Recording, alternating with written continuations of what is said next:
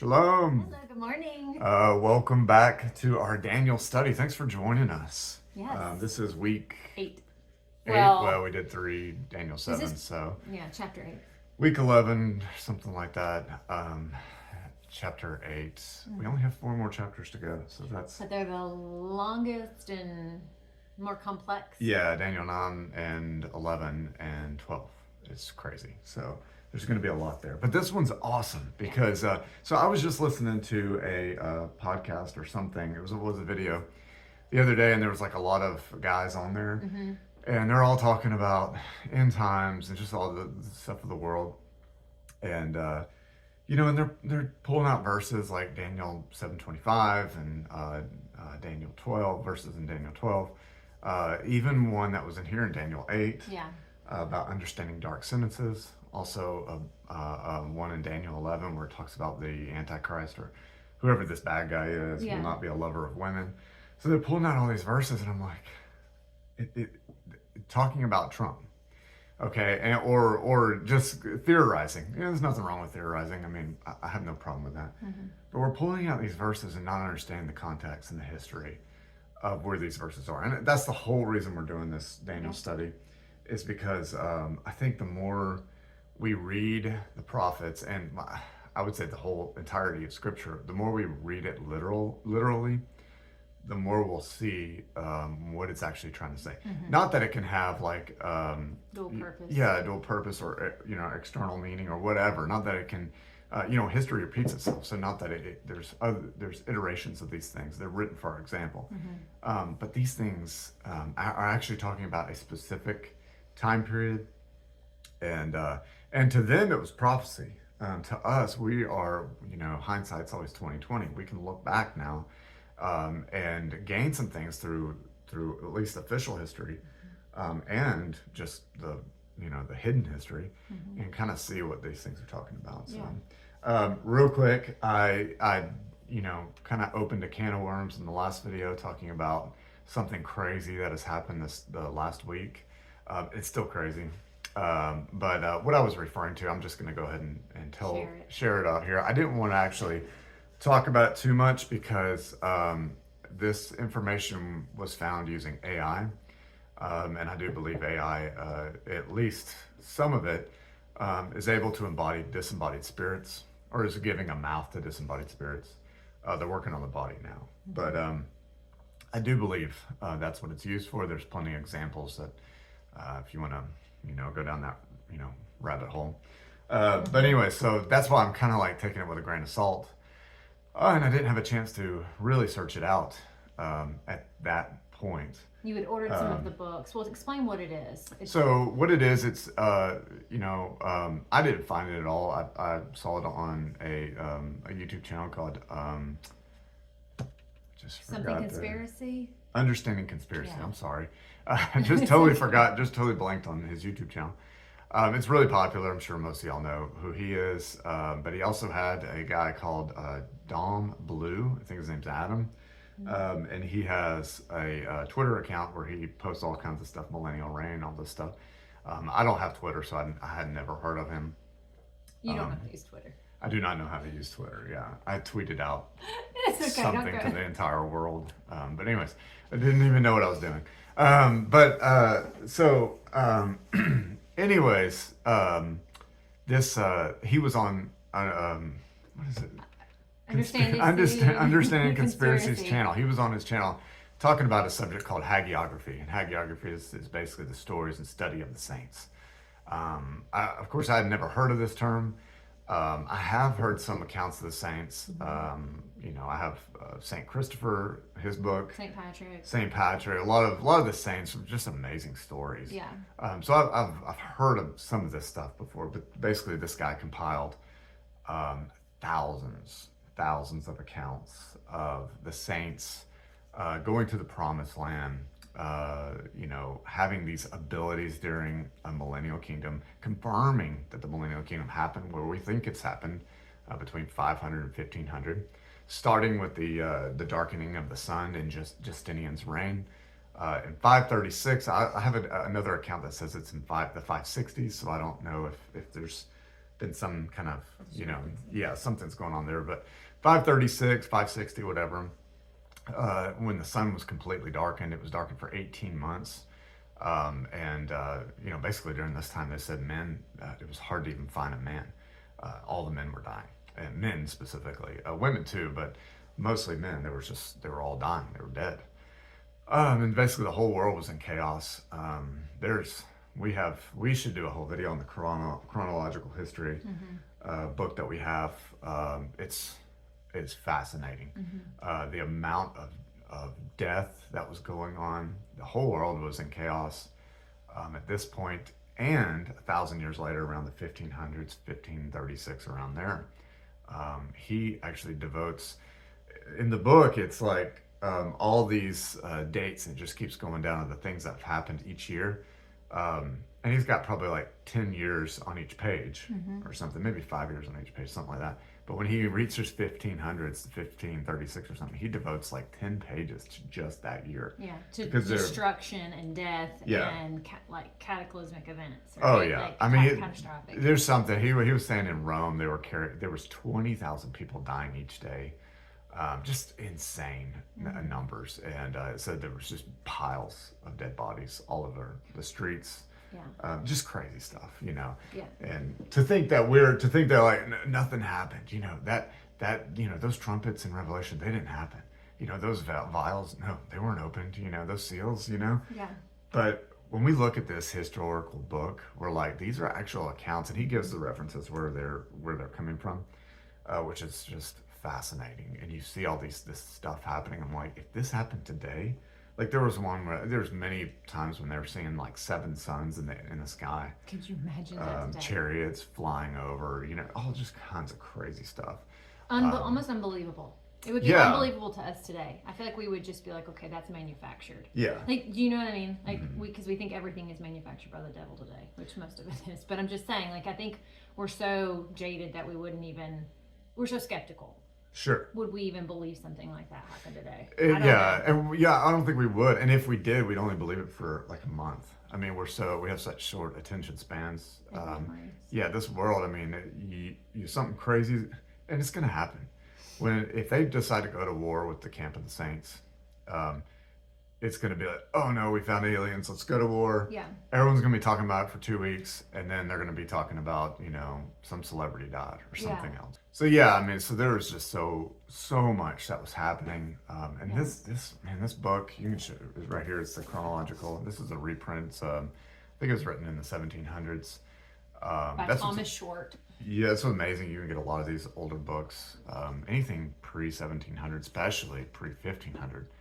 I want them all. I think they're amazing. Yeah. There's some incredible things that are written down. And I'll link this. I'll just go ahead and say that anything that we're reading from today, documents, books that we have links to, I'm going to link them in the description because we were asked for basically the text, the books. We've been asked that before. We have a recommended reads video.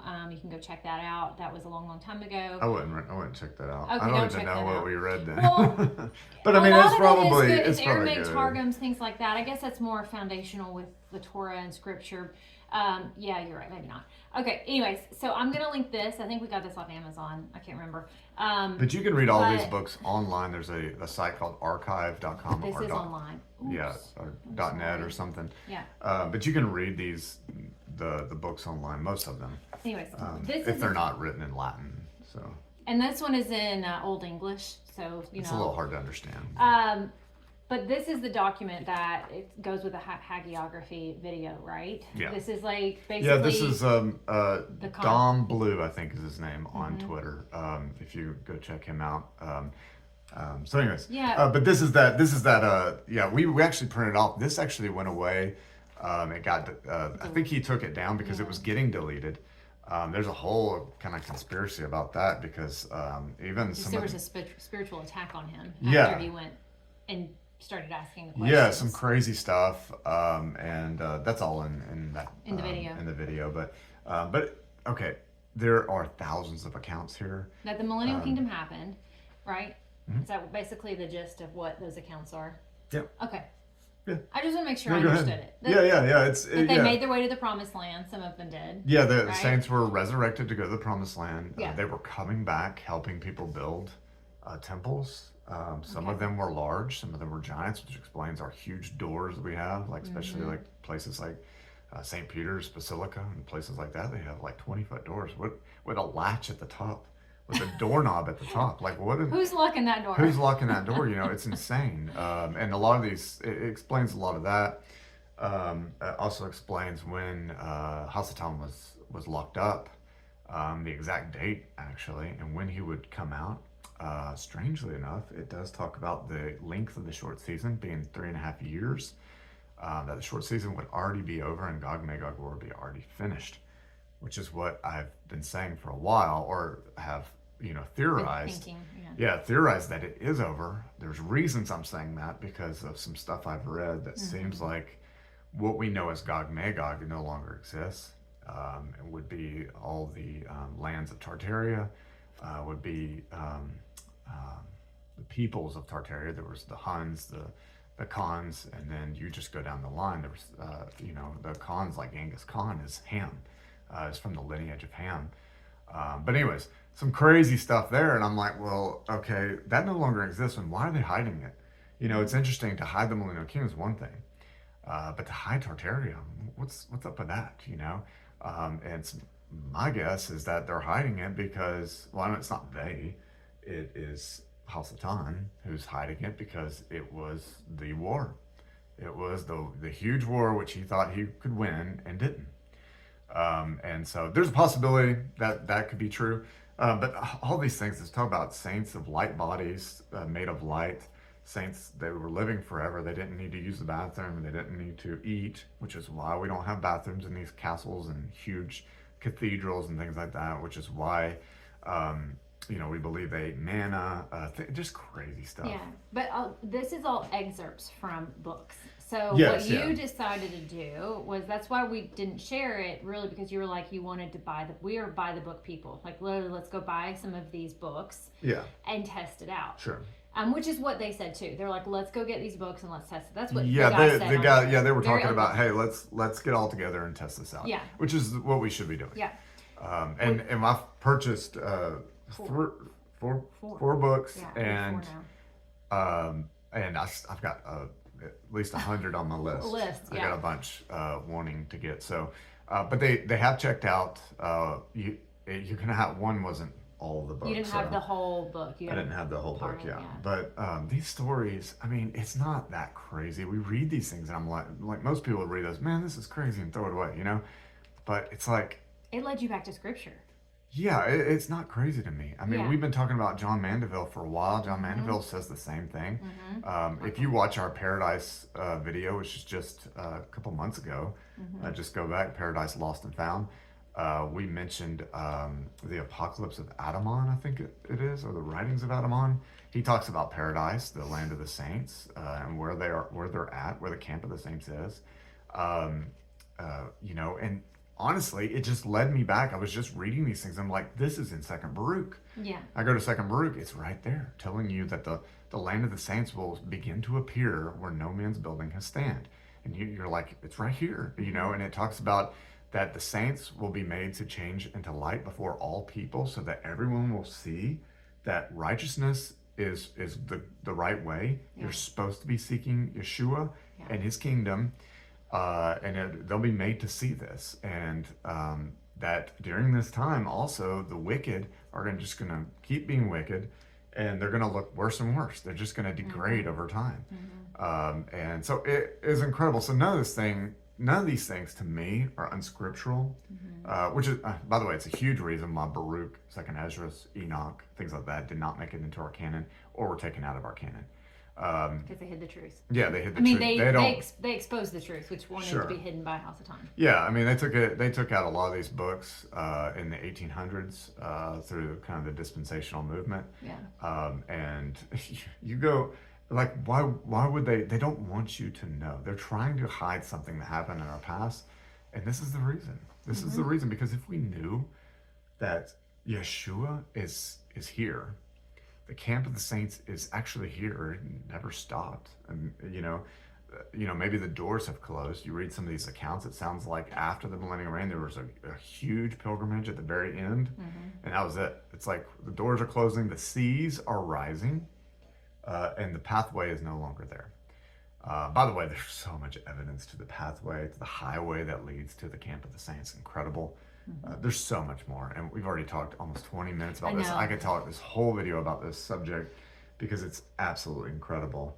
But I just wanted to say that just because I did kind of talk about it last week, and so we'll link the video that started this whole thing, right? In the description, yeah, I think so. I mean, most people that are. I think a lot of y'all already seen it. Probably have already seen it. Yeah, it's not a big deal, but we're just gonna put it out there and then go, watch it, test it for yourselves, and I mean, if you've been looking to Millennial Kingdom any length of period or time, you've already seen a lot of these books, and you've already read a lot of them. I've read so many accounts that are just like this. Yeah. So this was just like icing on the cake, And it really almost solidified some of this stuff for me.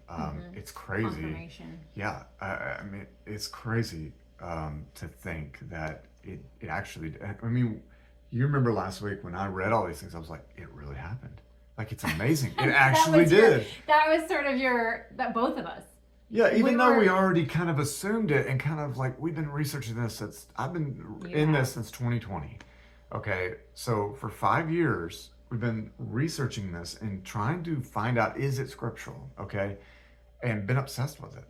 But we already kind of knew it, but this kind of pushed it over the top and was like, it is real. Like, it's amazing. Yeah, and when you read verses about the saints now going back, I don't know, like we've just been reading several different things, and when we come across those verses, I'm like, it's just, I don't know, like this big light bulb. What were you reading the other day? Was it Psalms 23? It was Psalms 23, right?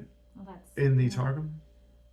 I don't remember. Okay, we were reading some psalm in the Targum. It's totally different, and it's talking about going to the kingdom. I'm like, yeah. I mean, it's like, it's amazing. Like, these people were going to the kingdom.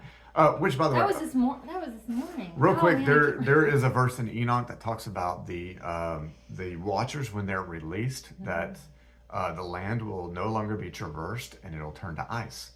Okay, so when the watchers are released, that's why. So when the watchers are released, which we believe we're in that time when the watchers are still to be judged, they're here right now, as in the days of Noah. It seems like we're having just a repeat of the days of Noah with gene editing, all this CRISPR technology, all this stuff. Okay, so if that's the case, that's why we have ice at the poles. I won't say poles, but at the center of the earth. What we know as poles. Yeah, and the outside of the earth. So we have ice everywhere because Enoch tells you the land will be no longer traversed, and it's going to turn to ice when they're released. So when they're bound, the land is completely traversable. And some of these accounts of the saints talk about the Atlantic Ocean. There was actually plains there, a huge plain there, and that it wasn't. It was very easy to get over here.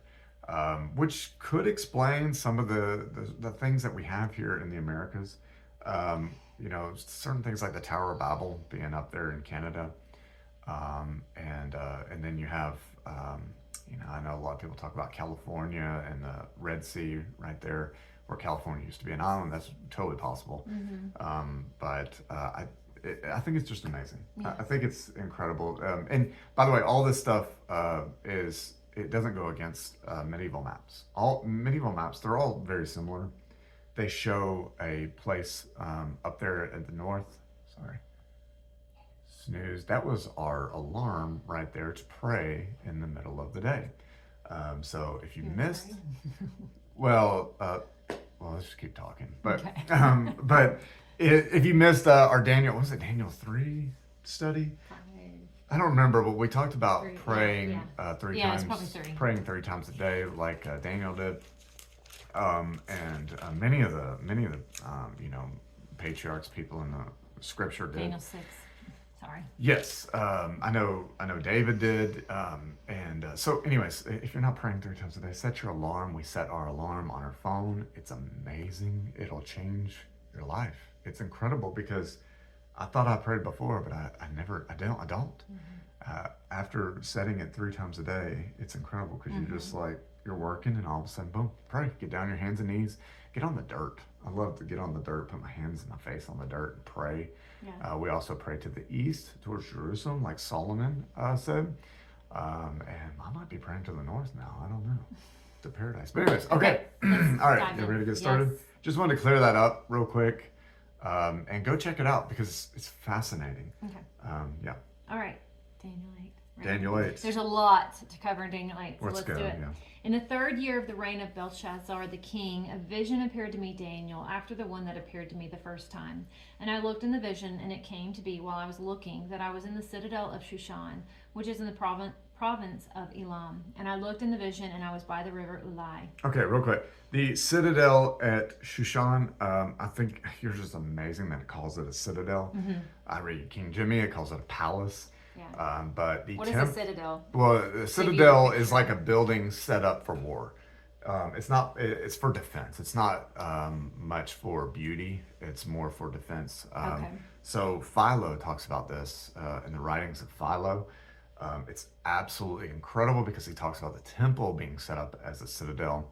Oh, I thought it was Josephus. Was it? I wrote That's not. I'm getting there. Oh, okay. But I'm sorry. yeah, no, you're fine. sorry. Philo talks about it being like a defensed temple, like the temple. It was a citadel, so it was built for defense. It wasn't actually built to look pretty, even though it was pretty. I mean, it was beautiful, but I think it was built more for defense.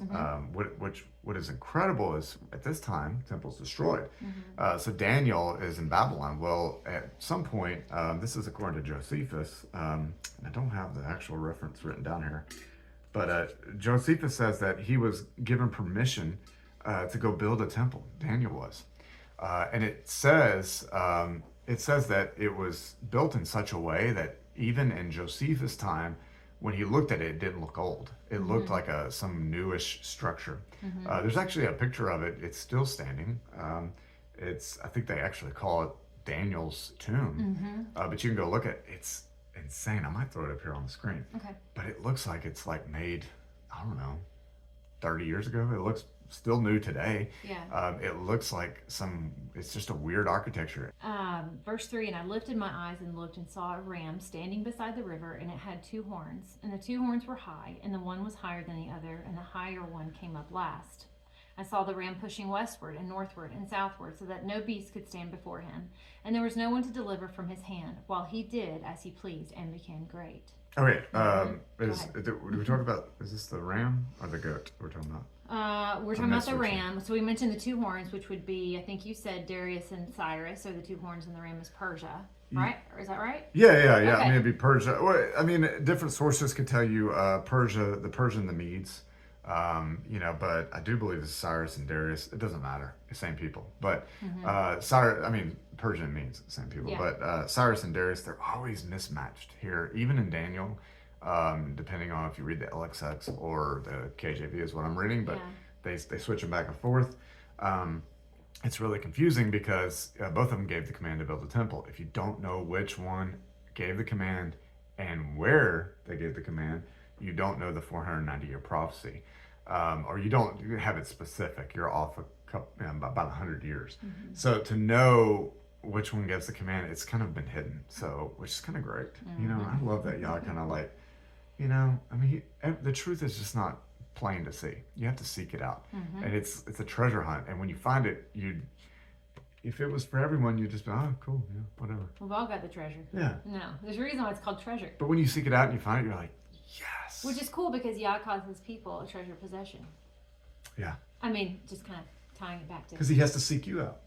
Man, I'm glad. There you go, I'm full glad circle. Where would we be without each other? I know. I'm glad he found us, right? Amen. I'm glad he went seeking for us. Amen. The one of the 99 that was lost, Yeah. Okay, go ahead. Okay. Verse 5, and I was observing and saw a male goat come from the west over the surface of all the earth without touching the ground, and a goat had a conspicuous horn between his eyes. Go ahead and say who that is. Yeah, the goat is the Grecian Empire, the Greeks. Alexander the Great being the horn that was between its eyes. So he's the great horn. Anyways, you go ahead. And he came to the ram that had 2 horns, which I had seen standing beside the river, and ran at him in the rage of his power. And I saw him come close to the ram, and he became embittered against him, and struck the ram, and broke his 2 horns.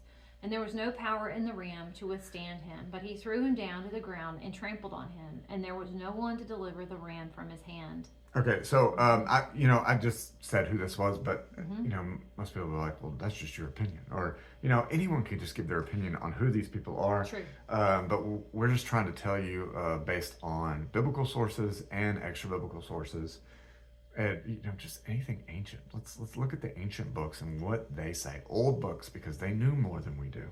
Right now, man, we live in a world of lies. How are you even going to trust anybody? I didn't want to share this document because I don't know if I can trust every bit of it. True. Until I've checked out everything. But you want to read this? This is from the Chronicles of Jerahmeel. Do you want to explain who? Well, you just found this out today, which was incredible. You want? Yeah. So it's a Hebrew collection of stories and texts. You've read this before. You've had this kind of in your repertoire, your repository. But I was like, well, who is Jerahmeel? So. Anyways, it covers the period of time between creation of earth and the death of Judas Maccabees. And the author, his last name is Gastier, who actually, not the author, but he composed all of this, or I guess translated, whatever. He chose to title it, it just happened. Okay. The author was identified as, where did I just? Eleazar. Where was it? I just lost it. It's okay. Okay. Anyways, I'm sorry. It was identified as Eleazar, and anyways, there's a reason why they decided to name it the Chronicles of Jerahmeel, but it's actually written by Eleazar ben Asher the Levite, who lived in the 14th century. Anyways, so it's kind of cool because you're going to talk about Eleazar, right? Eleazar, who lived in the 14th century. Is that right or no? No, that's not Eleazar. That's the Gastier who compiled this. Gastier. I'm sorry. Okay, This is why you don't Eleazar. trust me with these texts. This is the same Eleazar. If you haven't read the letter of Aristeas, go read it. It's incredible. It'll give you the history of the Septuagint. It's absolutely amazing. I think. Yeah. Sorry, that's our alarm again. Sorry. It's absolutely amazing. It gives you the history of Septuagint. If you don't know anything about the LXX, it's just incredible. So anyways, yes, Eleazar was one of the 72. He was actually the leader of the 72 scribes and Levites who came over for Ptolemy to write the Septuagint. So he's that same Eleazar, and he happens to be the same Eleazar who's killed by Antiochus Epiphanes later on, who refuses to eat pork. And we're going to talk about. Yes, we're going to talk about that. So it's incredible that the Chronicles of Jerahmeel are written by Eleazar as well. But the reason we're mentioning that is because you want me to read an excerpt from chapter 7. Yeah, chapter 7 from the book of it's an account of the book of Maccabee. Yeah. Written in the Chronicles of Jerahmeel. He asked him to inquire. Oh, real quick. I'm sorry. Let me give just a second. Let me give this just kind of a backstory. So this is Alexander the Great. Okay, he is just running across the whole world, destroying it, taking it over, and he's young too. He only ruled for 12 years. So he's I think he died when he was 33. So he's in his late 20s probably when he's going over to Jerusalem, but he's about to take over Jerusalem. It's the night before he's about to take it over. He's like, I'm going to destroy Jerusalem. He's about to do it, and the night before he has a dream, and he sees a man dressed in linen, and it freaks him out. This man dressed in linen, he remembers what he looks like and everything. It freaks him out. So he wakes up in the morning, gets his soldiers, we're going after Jerusalem. He gets there, he dismounts off his horse, and a Levite, I guess it's the high priest, comes down from the temple to meet him. And it's the same man dressed in linen, white linen. And he sees him. Instead of killing him, Alexander the Great bows to him, okay? And realizes, I was warned not to destroy Jerusalem or I would be destroyed. So he doesn't destroy Jerusalem, and here we go. Okay. He asked him to inquire of God on his behalf whether he should go to war with Darius or abandon the plan. And the priest replied, he will surely be delivered into thy hand. Then bringing the book of Daniel, he showed him the passage concerning the ram that gores on all sides, and the young of the goats which runs up to him and tramples upon him. Thou, added he, art the young of the goats, and Darius is the ram. Thou shalt therefore trample upon him and seize his kingdom. Thereupon Alexander went to battle, and having slain Darius, captured all his kingdom, so that the Persian kingdom ceased to exist. Alexandria in Egypt was made the royal city. Do you mean to read that or no? No. That's Okay. good. So that's amazing because right here, I'm not just giving you my opinion of who this is. We have the Chronicles of Jerahmeel confirming who this is. Of course, I mean, if you just read Daniel all together, we just talked about it. It's just going to keep reiterating the same thing about this kingdom, the third beast who is killed at his height, and then the kingdom's transferred to four leaders, four kings, which is exactly, bless you, is exactly what happened, with Alexander the Great. Okay. Can we pause it? Sorry, we have chickens that like to get on our porch and we have to shoo them off. So yes, this is from the Beowulf manuscript, but it's Alexander the Great. It's a letter from Alexander the Great to Aristotle. And he talks about, it's pretty amazing. I mean, he talks about knowing like the constellations, knowing all these things. I mean, he was very smart. The Greeks were very smart. I mean, I think they had all these things, a lot of these things figured out. But he says, in the month of May, we fell upon and defeated Darius, the king of the Persians. What I think is really incredible, because he talks about just right above this, talks about the constellations. And the month of May, that's like right after the sun is in Aries. So it's kind of interesting, as the sun leaves Aries, the ram, the goat comes and destroys the ram, Yeah. There's something to that. There's something to watching the constellations and knowing the history of the world and knowing what's going to happen. In fact, that is a huge thing in the Hagiography document that we were just talking about, that these saints knew how to read the stars and knew exactly when the Millennial Kingdom was to end and what was going to happen based on the stars. So the whole story of civilization, everything, the world is in the stars. It's amazing. But I do believe that we're missing the stars. I believe that the stars half of them are gone, if not 2/3 are gone. But anyways, Okay. all right, you ready? You may keep going. All right. Was on verse 8. And the male goat became very great, but when he was strong, the large horn was broken, and in its place, and in place of it, 4 conspicuous ones came up toward the 4 winds of the heavens. Okay, so we talked about this earlier. This is reiterated in Daniel 11, but we talked about it in Daniel 7, okay, being that third beast that has the 4 horns come up after it. The 4 horns are, Alexander the Great ruled for 12 years, died when he was 33, and his kingdom was split up. And it was split up to the Ptolemaic kingdom of Egypt, the Seleucid Empire, Pergamum, and Macedonian. So it was split in these 4 different kingdoms. And that's all I want to say. Okay. Verse 9, and from one of them came a little horn, which became exceedingly great toward the south and toward the east and toward the splendid land. And it became great up to the host of the heavens. And it caused some of the hosts and some of the stars to fall to the earth and trample them down. It even exalted itself as high as the prince of the host. And it took that which is continual away from him and threw down the foundation of his set apart place.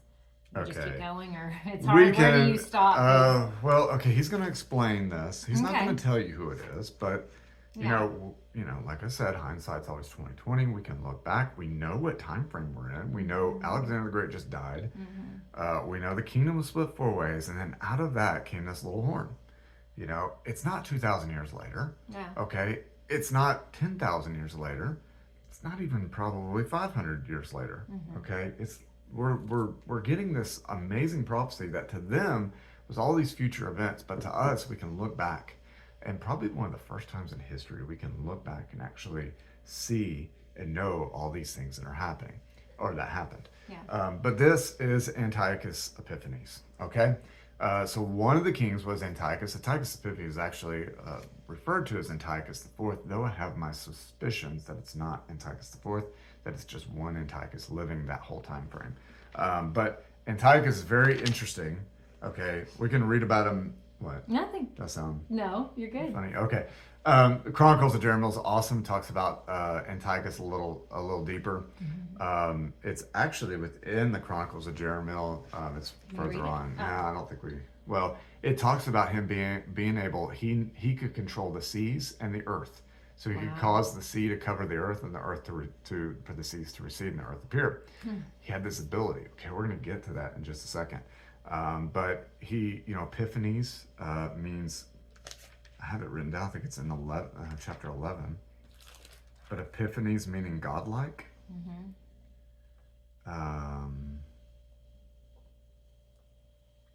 He believed he was the manifestation of Zeus. This is all in the Maccabees. You can read this in the Maccabees. He set up an image to be worshipped, an image of himself and an image of Zeus. He also committed the abomination of desolation of the temple. He had the temple destroyed, not completely destroyed, but desecrated. He sacrificed a pig on the altar, which is the abomination of desolation. What did you say Epiphanies meant? I'm sorry. God, I had God manifest. Is that what you said? Yeah, God manifest. Yeah, I'm sorry. I don't know if I said that, but yes, yeah. yeah. It means God manifest. He believed he was Zeus, manifestation. There's an account in the Chronicles of Jerahmeel that says he was a very large man. I don't know what that means, if he was a giant or what he was, but he definitely had these abilities. He understood how to alter, the earth and the seas. I think it's in second. What is? It's in Second Maccabees.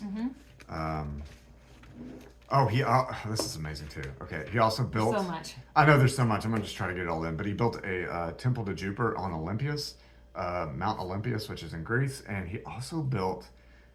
He didn't build it, but he dedicated the temple and Mount Gerizim to Jupiter as well, which is, I don't know why it says Jupiter, because it would have been Zeus, but Maccabees is calling it Jupiter. I don't know. Okay, but the temple on Mount Gerizim, which the Samaritans ran. They were all trying to they basically were not allowed to go to this temple in Jerusalem. So they built a mock temple. Josephus says it is an exact replica of the temple. If you go on Google Earth, you can go check it out yourself. Look out Mount Gerizim Temple ruins, and it's an octagon temple. So it's an exact replica of Solomon's temple. And they were basically scared to death of Antiochus because he's coming around killing all Jews. He's trying to stamp out the entire Torah and Hellenize the entire world. He wanted everyone to believe in him and believe in their gods, the Greek gods. And he's killing anyone who circumcised, anyone who ate clean, who didn't eat pork, anyone who kept the Sabbath, feast days, anything. He's just murdering them. It's all in the Maccabees. There's many accounts of Chronicles of Jerahmeel as well. But anyways, they were scared to death. And so they dedicated their temple. That was Yahuwah's temple.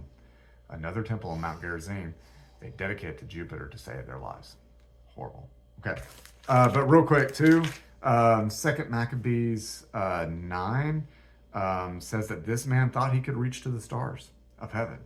So he thought, I don't know what that means, but we're going to talk about it here in just a second. It's the same thing with being able to control the seas and the earth. He had some ability, okay? And Daniel 8 actually talks about him later. About that. Okay. Verse 13. Verse 13. Then I heard a certain set apart one speaking, and another set apart one said to that certain one who was speaking, till when is the vision concerning that which is continual, and the transgression that lays waste, to make both the set apart place and the host to be trampled underfoot? And he said to me, for 2,300 nights, then that which is set apart shall be made right. And it came to be when I, Daniel, had seen the vision, that I sought understanding, and see, before me stood one having the appearance of a mighty man. And I heard a man's voice between the banks of Ulai, who called and said, Gabriel, make this man understand the vision. Okay, real quick. 2,300 nights. Okay.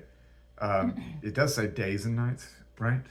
In the Septuagint, it says between the evening and the day, or something like that, right? Yeah, it's interesting because it does evening and morning. KJV says days, which could be confusing. You could say, because a lot of prophecies days are years, so you could say, it's 2,300 years right here, 2,000-year prophecy. But the LXX says days and nights. Okay, so the LXX would have predated this version right here, or what they're getting this version from. So I do believe when it talks about days as being years, it never says nights and days. So it's interesting that this is actually nights and days. So we are actually talking about 2,300 days, which is actually 6 years. And what First Maccabees 7:48. This is when the revolt started. Not the revolt. This is when the desecration started of Antiochus in 171 BC. The Maccabean revolt didn't start till 165 BC. And so this is 6 years right here, from the time from Antiochus to Yehuda Maccabee regaining the temple and celebrating the Feast of Dedication, Hanukkah, on the 9th of the December 25th, which would be the 9th month. Whether or not it's December 25th, I do think that's probably where we get Christmas. But anyways, it was amazing. Yeah, that's incredible. Verse 17, he then came near where I stood, and when he came, I feared, and I fell on my face. But he said to me, understand, son of man, for the vision is for the time of the end.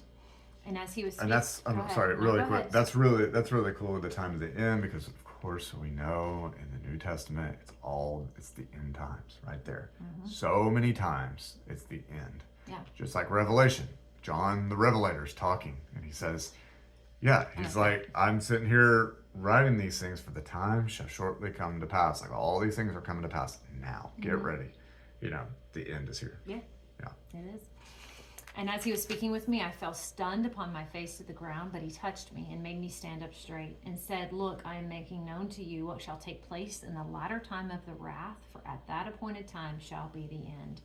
The ram which you saw having 2 horns are the kings of Mede and Persia. And the male goat is the king of Greece, and the large horn between its eyes is the first king. And that it was broken, and 4 stood up in its place. Are 4 rulerships arising out of that nation, but not in its power. And in that latter time of their rule, when the transgressors have filled up their measure, a king, fierce of face and skilled at intrigues, shall stand up. Mine says understanding dark sentences, which I think is incredible, because we read about this in the writings of Abraham too, which I think is amazing. It talks about Cain having these secret words, or these words he could speak, which might have been like the original Paleo-Hebrew. If there's any power to that, it'd be incredible. Not that if there's any power, I think there is power to that. And the LXX calls it riddles, understanding riddles. Understanding riddles, that's amazing. So these words by Cain were passed down. Eventually Ham understood him as well, and Nimrod understood him as well. Nimrod being the master Mahon in the writings of Abraham, or master Mason. So I think he was able to do things through understanding dark sentences, able to understand, just like I just told you about Antiochus, being able to move seas, thinking he could set himself up higher than the stars. You don't just think that unless you've achieved something. You don't just be like, I'm higher than the stars, unless you're able to have some sort of power, which there's more to be studied out about Antiochus. I'm just giving you 2 instances in Maccabees and Chronicles of Jerahmeel where he could do things, but I think if we could find more written about him, I'm sure he had abilities that we don't understand. But this person understanding dark sentences, it's Antiochus. It's right after, Greece. We know right here in verse 21 that horn or that goat was the king of Greece. So. And through his skill he shall make deceit prosper in his hand, and hold himself to be great in his heart, and destroy many who are at ease, and even stand against the prince of princes. Yet without hand he shall be broken. And what was said in the vision of the evening and morning is truth. And hide the vision, for it is after many days. And I, Daniel, was stricken and became sick for days. Then I rose up and went about the king's work, and I was amazed at the vision, but there was no understanding. Just to also show that the prophets, like we said, they don't even understand what's been given to them. They're confounded and confused and distraught over some of these things. I'm sure. I mean, we are giving you our interpretation, what we think is here, and we're trying to do it with extra text. But we might be wrong.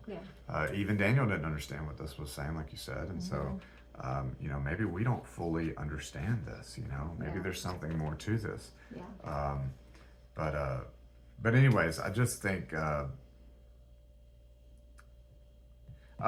do want to say, like, Maccabees does tell you Antiochus committed the abomination of desolation. These are things that are, they're kind of cyclical throughout history. We have Yeshua saying, when you see the abomination and desolation spoken of by Daniel the prophet, get out of Judea. What is he talking about? If he's talking about Antiochus, which Maccabees, like I said, Maccabees says he did it. He did the abomination and desolation. If he's talking about that, which is what Daniel's talking about, Daniel's actually talking about, this is referring to Daniel 11, we'll get there, but he is referring to Antiochus Epiphanes. What is Yeshua talking about? This was 150 years before Messiah. Yeah. So what in the world is he talking about, unless it was to happen again? I do have an idea or a theory that the statue of Zeus was never actually taken down. That Yehuda Maccabee maybe did not enter the Holy of Holies and take down the statue. That it was actually left up the entire time, and it wasn't understood or known until the veil of the temple was ripped at Yeshua's crucifixion. Which, if you read Gospel of Clady, it says that the veil of the temple was ripped to reveal your iniquity, to reveal your sin, your transgression. So that veil was ripped, and for the first time, everyone in all of Jerusalem could see inside the Holy Holies and see that the statue of Zeus was still there. That was set up by Antiochus, the abomination that caused desolation. That would be pretty incredible. That's a possibility, or the fact that the destruction of the temple by Titus in 70 AD was just a reiteration of the same thing. He committed the Suvet Aurelia, which I talked about last video, which was the sacrifice of an ox, a lamb, and a pig on the altar. There was also the same thing seen overhead. I wanted to read, where is that? It's in the Chronicles of Jerahmeel. I'm sorry. Can you pause it? No, it's fine. I won't be able to find it, but it's in the Chronicles of Jerahmeel. I can't find it on that. It's on my phone. It's on your phone. Okay. But and I'm recording with my phone. But it's in the Chronicles of Jerahmeel, and it talks about right before Antiochus went and committed the abomination and desolation, there were chariots seen flying over the temple. And the same exact thing happened in Rome. Josephus records it in the War of the Jews, book 6. Chapter 5, and he talks about, as the sun was setting, chariots and troops of soldiers in their armor were seen running about among the clouds and surrounding the cities. They also had like a heifer being brought up for sacrifice, and before they killed it, it gave birth to a lamb. Crazy stuff. Crazy. But these were signs, and then you also had two witnesses. You had these two witnesses that were yelling without their voice being hoarse at all for 7 years, prophesying and warning people that it was all going to go down right here. Like, get out of Judea, it's going down, we're getting destroyed. Your sins has been found out, consummation of all iniquity right here. 490 years is up. They were preaching for 7 years and didn't lose their voice. This is Josephus writes, two witnesses. Okay. Josephus also records an earthquake, which killed 3,000 people. Same thing in Revelation. Same exact thing with the two witnesses. Okay, so I think that happened too, but that's not about two witnesses. Yeah. All I'm saying is the abomination and desolation, it's possible it's a cyclical thing. We had it happen in 70 AD. There's also a recording of Hadrian doing the exact same thing, building the temple. Hadrian built the Dome of the Rock, and when he built the Dome of the Rock, he then sacrificed in it. Probably not good things, because I think he was Christian at the time, but he was Roman Christian, and I don't know if that's a good thing. I don't think it's a good thing, but he did the same thing. And then you had the Bar Kokhba revolt, which according to Cassius Dio was a historian. He writes that in the Valley of Jehoshaphat, they actually killed so many Jews that the blood was up to the horse's bridle. Okay, that's in Revelation. Okay, so there's so many things that are happening, all these events. Historical accounts of all these things happening, and having this abomination, desolation keep happening. Could it happen again? Sure, why not? I'm not doubting that it could. If it does, get out of Judea. Don't be in there. Listen to the words of Messiah. If they haven't happened, if they have happened, they might happen again. But it's definitely recorded. Antiochus commits it. So looking at Antiochus, we know what that abomination and desolation is, and we know what to look for. And Daniel 9 tells you the exact time frame and what to look for, which was in 70 AD. So is that it? I think so. All right. You said a lot in a very short amount of time. Yeah, we're actually really tired. I don't think we didn't really want to get on and do a video, did we? Well, we've had sick boys all week, so yeah. there's sicknesses run through the family, so it was bound to happen at some point. So yeah, at some point. anyway, so we're tired, but this is important. This is good. I'm glad we did this, and for those that are studying along and joining us on the Daniel study, and they're just as interested. Yeah. You know, so thanks Yeah, for thank y'all joining for joining us. Yeah, Yeah. it's not like we're not teachers. We're just like Rob Skibby used to say, I'm not a teacher, I'm a curious student. Oh, I love that. Yeah, So with Rob in the quotes. Yeah, but he used to say that all the time, and it's so true. Like we're just students here, and we're learning. And you know, you've been talking to a bunch of sisters about this study, and they've been pointing out things that we didn't know. We're like, oh wow, let's check this out. Oh wow, look at this. Yeah. There's so many things. I mean, it's not even possible for us to go through everything within even Daniel 8 on 1 hour video. Yeah. It's not possible. There's so many prophecies we didn't even read. I've got tons of them dealing with this exact same subject, but we just kind of want to give an overall view of what these prophets are saying. That's so important. If we understand the time frames that they're and what they're talking about, and we understand it literally, it seems like Yah is always bringing us back to a literal understanding of His word. Mm-hmm. He says, "When I made the firmament and divided the waters from above, from the waters below." That means there is some sort of structure and there's water up there. Yeah. Not infinite space and planets and, you know, the cosmos and amazing, you know, gaseous clouds and all that. It's not that stuff. It's an actual water up there. And there are 7 Shemayim, 7 levels of heaven up there. It's incredible. If we just believe that and then worry about science later, you know, we'd be in so much a better spot. And that goes for history too, biology, everything. Yeah. So, all things. is that it? That's it. All right. Shalom. Bye.